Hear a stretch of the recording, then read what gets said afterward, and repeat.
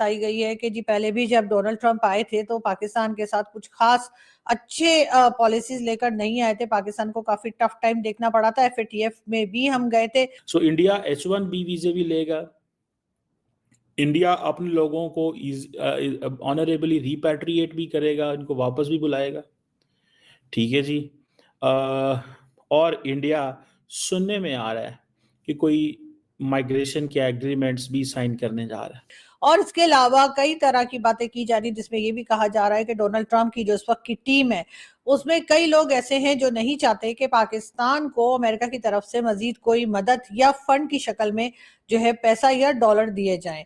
और अगर Donald Trump ने भी इस चीज को ओके कर दिया तो फिर एक नई मुश्किल जो है वो पाकिस्तान को देखने को मिल सकती है। अगर यहाँ पे भारत के एक्सटर्नल अफेयर्स मिनिस्टर बैठ सकते हैं तो क्या यहाँ पे भारत के प्रधानमंत्री नहीं बैठ सकते? वही कांग्रेस, बीजेपी, समाजवादी, इससे आगे मत बढ़ पाना कभी जीवन। भारत के साथ सभी जानते हैं कि उनके अच्छे सलाम दुआ है, ये अच्छी टर्म्स है, क्योंकि जाहिर है कि मोदी जी के साथ भी रिलेशंस अच्छे रहे हैं। पिछली बार भी जब डोनाल्ड ट्रंप प्रेसिडेंट बनकर आए थे तब भी उनके रिलेशंस अच्छे थे और इस बार भी यही उम्मीद की जा रही है। तो पता, अच्छा मजे की बात यह है कि पूरी दुनिया के अंदर इंडियंस इलीगल हैं, लेकिन बदनाम पाकिस्तानी होते हैं। वो कैसे? बिकॉज इंडियंस जाते बड़ी इज्जत से हैं। इंडियंस मारते हैं छलांग यहाँ से Mexico I think on arrival visa, वहां से डंकी लगा के अमेरिका। नमस्कार दोस्तों, तो डोनाल्ड ट्रंप जी की जो सेरेमनी थी वो तो खत्म हो गई। उसके बाद में जो पाकिस्तान में चर्चे पे चर्चे शुरू हो गए वो बहुत ज्यादा है। एक तरफ भारत के फॉरेन मिनिस्टर जिन्हें पहली लाइन में फ्रंट पे बिठाया गया, वही दूसरी तरफ जो पाकिस्तान के फॉरेन मिनिस्टर है बिलावल भुट्टो, उसको भैया अंदर तक आने नहीं दिया गया। पाकिस्तान के इस तरीके के मतलब बेइज्जती को पूरे पाकिस्तान में मतलब एकदम आलोचना की जा रही है, और वही दूसरी तरफ भारत की इतनी रिस्पेक्ट करने पर पाकिस्तानी क्या कुछ कह रहे हैं, आइए सुनते हैं।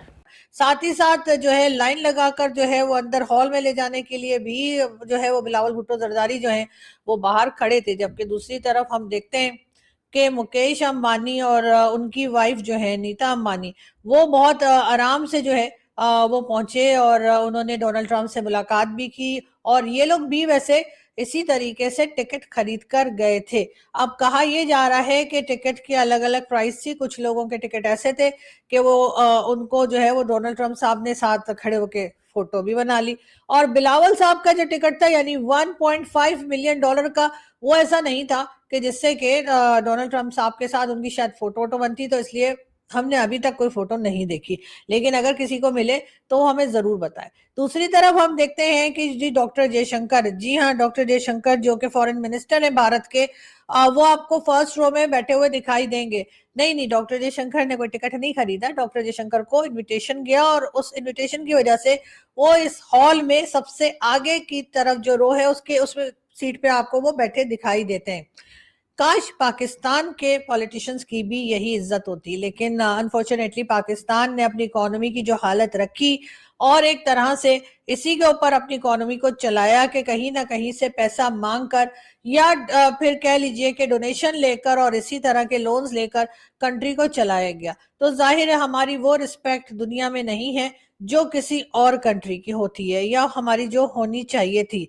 लेकिन इसके ऊपर कोई भी गवर्नमेंट आई हो, चाहे वो सिविलियन हो चाहे वो डिक्टेटरशिप हो, बहुत कम ऐसा हुआ कि किसी गवर्नमेंट ने पाकिस्तान की इकोनॉमी के ऊपर सीरियसली काम किया हो या ये कोशिश की हो कि हमारे पासपोर्ट की कुछ इज्जत हो जाए। आप सभी जानते हैं बदतरीन पासपोर्ट में पाकिस्तान का पासपोर्ट आता है, यानी कि अगर हम नीचे से बॉटम से स्टार्ट करें तो पता लगेगा कि 4th नंबर पर है और कई साल से यहाँ पर है, ना आगे जा रहा है।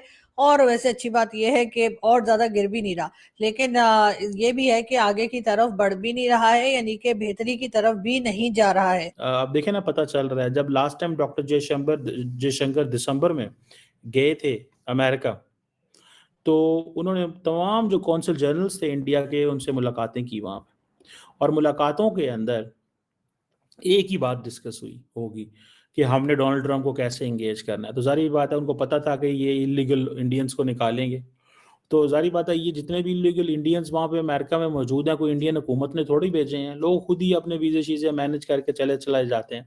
लेकिन जब चले जाते हैं तो फिर इंडियन हुकूमत उनकी टेक केयर करती है। अपने लोगों की टेक केयर तो करनी है जिनका डाटा अमेरिका के सिस्टम में मौजूद है। The moment they put your name and things, आपके वो डालते हैं, आपका वो डाटा आ जाता है। और लार्जली क्योंकि लोग वहाँ पे जो हैं वो सारे के सारे ड्राइविंग लाइसेंस भी रखते हैं, बहुत सारी ऐसी चीज़ें रखते हैं, तो then obviously they have to get into it. उनको इस चीज़ों को थोड़ा-सा समझना पड़ता है और देखना पड़ता है। बहुत बार हमारे लोगों ने कहा, हमारे समेत कई लोगों ने कहा कि जी इकोनॉमी के ऊपर काम कर लीजिए, कब तक ये मांगे तांगे करके आप लोग जो है कंट्री को चलाएंगे। इसलिए कि अगर हम सऊदी अरब या गल्फ कंट्रीज की तरफ देखें, चाहे वो यूएई हो, कतर, कुवैत या सऊदीया, जो भी अगर पाकिस्तान को कोई फंड देता है, लोन देता है या पैसा देता है, तो वो तभी देता है जबकि अमेरिका की तरफ से ग्रीन सिग्नल आता है। और अगर अमेरिका मना कर देता है तो सऊदीया और बाकी कंट्रीज भी पाकिस्तान को मना कर देती हैं। इस वक्त भी वर्ल्ड बैंक की तरफ से जो कहा गया कि 10 साल में $20 बिलियन पाकिस्तान को दिए जाएंगे, उसके ऊपर जश्न मनाया जा रहा है, बहुत खुशी मनाई जा रही है, लेकिन बात फिर वही आ जाती है कि पाकिस्तान ऐसा कोई काम नहीं कर रहा जिससे हम ये कहें कि वो पैसा जो है वो खुद कमाने की हालत में है। ऐसा होता हुआ हम नहीं देख रहे।